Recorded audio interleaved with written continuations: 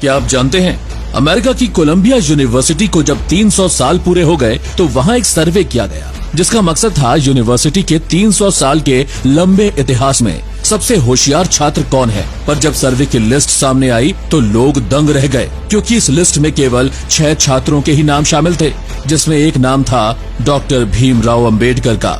जी हाँ, डॉक्टर भीमराव अंबेडकर, एक ऐसा नाम जिसने कहा था, महान प्रयासों को छोड़कर जीवन में कुछ भी बहुमूल्य नहीं। बाबा साहेब के सम्मान में अमेरिका की कोलंबिया यूनिवर्सिटी के मुख्य द्वार पर उनकी ब्रॉन्ज की एक मूर्ति लगाई गई, जिसका अनावरण अमेरिका के तत्कालीन राष्ट्रपति बराक ओबामा ने किया और इस मूर्ति के नीचे लिखवाया गया, सिंबल ऑफ नॉलेज, यानी ज्ञान का प्रतीक। ज्ञान और शिक्षा पर सदा ही जोर देने वाले अंबेडकर ज्ञान का प्रतीक बने। उन्होंने कहा था, शिक्षित बनो, संगठित रहो और संघर्ष करो।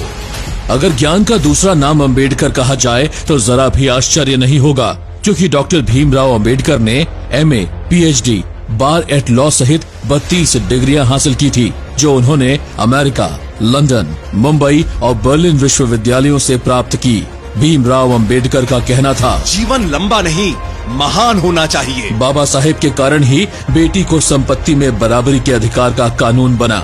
महिलाओं को बच्चा गोद लेने का अधिकार और पति को तलाक देने का अधिकार भी बाबा साहेब ने दिलवाया। इससे पहले ये अधिकतर केवल पुरुषों को प्राप्त थे, क्योंकि बाबा साहेब का मानना था, सही मायने में प्रजातंत्र तब आएगा जब महिलाओं को पिता की संपत्ति में बराबरी का हिस्सा मिलेगा। बाबा साहेब ने अपने एक जीवन में जो उपलब्धियां हासिल की, वो किसी सामान्य मनुष्य के लिए 10 जीवन में भी मुमकिन नहीं है। विदेश जाकर अर्थशास्त्र में PhD करने वाले भीमराव अंबेडकर पहले भारतीय थे।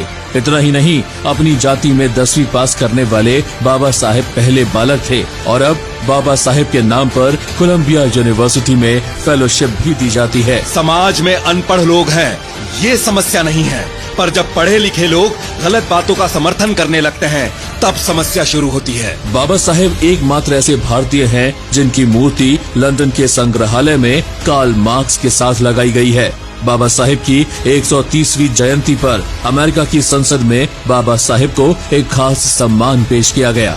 मजदूरों और कमजोरों का एक ऐसा मसीहा। बाबा साहेब ने ही मजदूरी के घंटों को 8 घंटे का करवाया।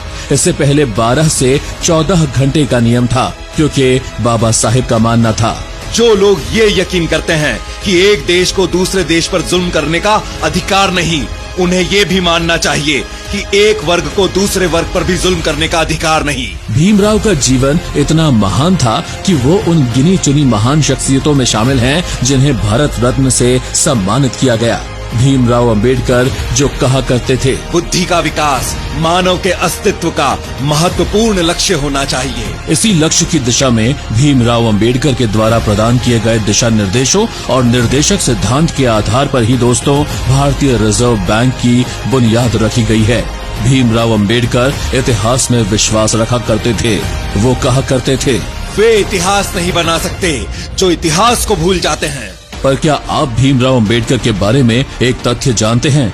बाबा साहेब ने गांधी को महात्मा बोलने से साफ साफ मना कर दिया था। अंबेडकर ने ऐसा क्यों किया?